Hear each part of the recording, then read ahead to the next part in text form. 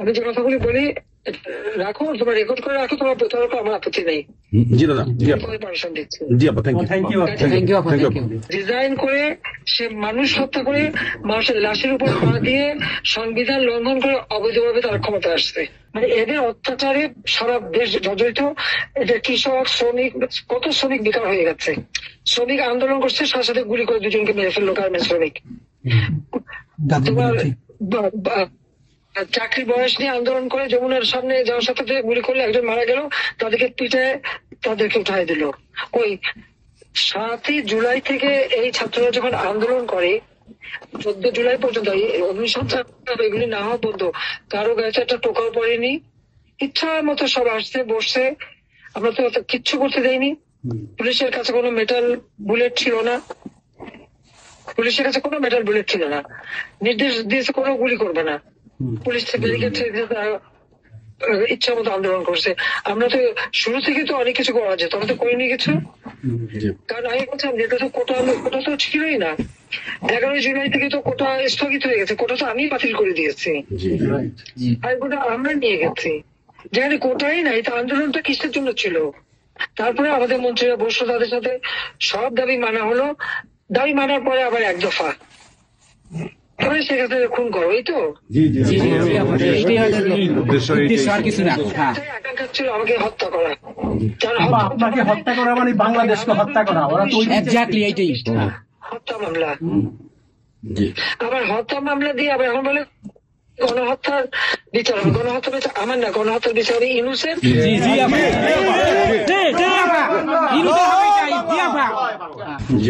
এই সমস্ত খুনের দায় দায়িত্ব ইউনূসকেই নিতে হবে, আর তার সমন্বয়করা। এবং সে যে হত্যার সঙ্গে জড়িত প্রমাণ পাওয়াই যায়। সে যত জঙ্গিদেরকে ছেড়ে দিল, হলি আর্টিস্টদের মতো ঘটনা ঘটলো, তাকে 21 আগস্ট গ্রেনেড হামলায় আসামি তাকে এবং অন্য যত জঙ্গি ছিল সবাইকে সে মুক্তি দিয়ে দিয়েছে। কারণ এই জঙ্গিদের সাথে তার একটা যুক্ত ছিল, তার একটা সংযোগ ছিল। কাজে বাংলাদেশটাকে সে একটা জঙ্গির দেশ হিসেবে পরিণত করতেছে। আজকে সাধারণ মানুষের অবস্থাটা কি দেখো, সাধারণ মানুষ আজকে খেতে পায় না, পড়তে পায় না। মানুষ তো এখন বলে যে আগের সরকারি ভালো ছিল, শেখ হাসিনার সরকারি ভালো ছিল। জি আপা, এখন বলেন। 97,000 কোটি টাকার বাজেট, কয়লা কেনা, এলএনজি কেনা, ডিজেল পেট্রোল কেনা, খাবার সবকিছু ব্যবস্থা করা, সারের জন্য সার কেনার সব ব্যবস্থা করে আসছে। যে এলএনজি আমার সময় যখন বাজারে 10 টাকা, আমরা সেটা 9.93 দামে কিনলাম। সেই 9 টাকা 9 পয়েন্টের যেটা কিনা সে 14 পয়েন্ট তোমার 5 একটা, আর 14.65 এই দামে কিনলো। ডাবল দামে সে কিনতে গেল কিসের জন্য? এখন তো বাজারের দাম আরো কমছে। শেয়ার মার্কেটে টাকা উধাও, ব্যাংকে টাকা নাই, ব্যাংকের টাকা উধাও গেল কোথায়? আমেরিকা। 20 লক্ষ মেট্রিক টন খাদ্য আমি রেখে আসছি। 1 কোটি পরিবারের জন্য টিসিবির কার্ড দিছি, মাত্র 30 টাকা কেজিতে তারা চাল কিনতে পারবে এবং ডাল, তেল, গম কিনতে পারবে। সেই ব্যবস্থা করে আসলাম সস্তায়। 43 লক্ষ মানুষকে বাদ দিছে সেখান থেকে। কেন বাদ দিল? আওয়ামী লীগের সরকার করছে, এদেরকে বাদ দিতে আওয়ামী লীগের। তার মানে তুমি আরেকটা চেষ্টা করো, 43 লক্ষ আওয়ামী লীগ পেল, তখন তো 1 কোটি ছিল, বাকি তো অন্য দলের। আওয়ামী লীগ তো দল দেখে নাই, আওয়ামী লীগ দেখছে যারাই আবেদন করছে তাদেরই দিয়েছে, সে যে দলমত নির্বিশেষে সবার জন্য। আওয়ামী লীগ মানুষের জন্য করে, এটা আওয়ামী লীগ সরকার করছে এর জন্য। ছাত্রদেরকে সে তারা বিভ্রান্ত করছে। এখন সাধারণ ছাত্রছাত্রীরা যারা এই বিভ্রান্ত এই খুনিদের সাথে যুক্ত ছিল, আমি তাদেরকে বলবো তাদেরকে আবেদন করছিলাম, বুঝতে পারছেন না যে কি হচ্ছে, আপনাদের বাচ্চাদের আসতে দিয়ে তারা দিচ্ছে বাচ্চাদের আসতে। অনেকে তো আপনাদের হারালো, তখন যদি আমার কথাটা শুনতো তো হারাতে হতো না। আজকে তারা নিশ্চয় উপলব্ধি করতে পারছে। আমি বলবো যে এখন যারা এই সাধারণ ছাত্রছাত্রী আবুজাদের সঙ্গে যুক্ত হয়েছিল তাদের প্রতি আমাদের কোনো ক্ষোভ নেই, কিচ্ছু নেই। তারা লেখাপড়া করতে আমরা সেটা চাই। আমার কথাটা হচ্ছে, আমাদের ছাত্রলীগ করাটা কি অপরাধ? আওয়ামী লীগের সন্তান হচ্ছে তার জন্য কি অপরাধ? তাদের পরীক্ষা দিতে দেবে না, ভাইবা দিতে দেবে না, ইউনিভার্সিটিতে যেতে দেবে না, স্কুলে যেতে দেবে না, কলেজে যেতে দেবে না। What is this? আর এই ছেলে পেলেদেরকে কিভাবে বেয়াদব বানিয়েছে? স্কুলের প্রিন্সিপাল, টিচার তাদেরকে তার জুতোর মালা পরায়, গাছের সাথে বাঁধে, তাদেরকে দিয়ে রিজাইন করায়।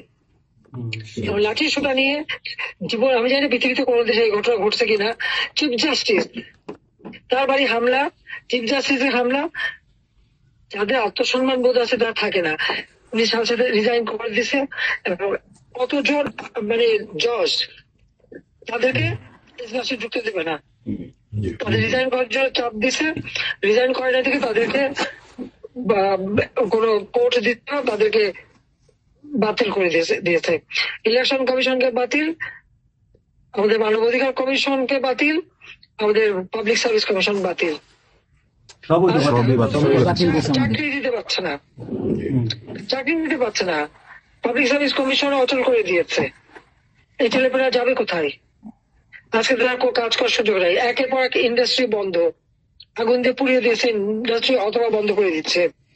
ব্যবসায়ীরা টাকা আনতে পারে না, যারা খাবার আমদানি করতে তাদের দিতে না, বিদেশে যেতে দিচ্ছে তাদেরকে হ্যারাস করা হচ্ছে।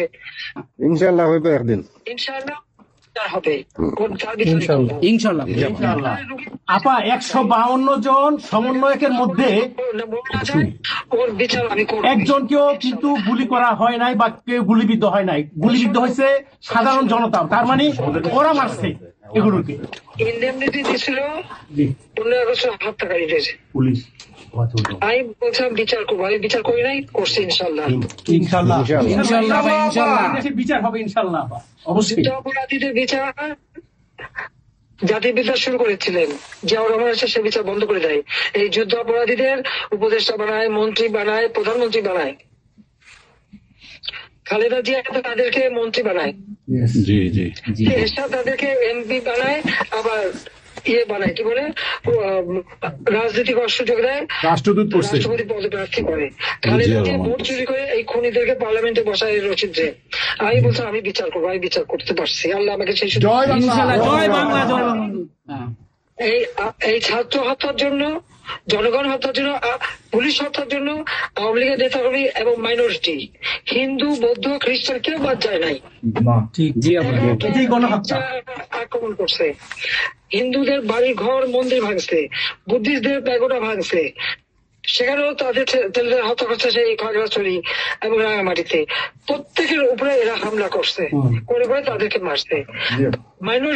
মাইনরিটিদের উপরে যে অত্যাচার, আবার দাবি উঠায় কি ইসকন নিষিদ্ধ করতে হবে, আর সংবিধান থেকে সেকুলার শব্দ বাদ দিতে হবে। কেন বাদ দিতে হবে? এই সংবিধান জাতির পিতা দিয়ে গেছেন, এটা লাখো শহীদের রক্তের বিনিময়ে পাওয়া। এদের কলমের খরচ জিয়াও এটাকে নিয়ে খেলছে, এরশাদও করছে, খালেদা জিয়াও করছে, কিন্তু আবার আমরা সেই সংবিধান ফিরিয়ে এনেছি, মানুষের অধিকার আমরা নিশ্চিত করেছি।